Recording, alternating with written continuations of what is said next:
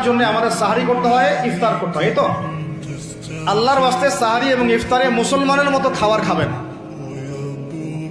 জানোয়ারের মতো খাবার খাবেন না। সাহারি এবং ইফতার এই দুটোতে কি খাবেন? মুসলমানের মুমিনের মতো খাবার খাবেন, জানোয়ারের মতো খাবার খাবেন না। আল্লাহ পাক বোঝার তৌফিক দান করেন। মানে আমরা কিন্তু সাহারিতে কি করি জানেন? 7 পেট খাই। কয় পেট?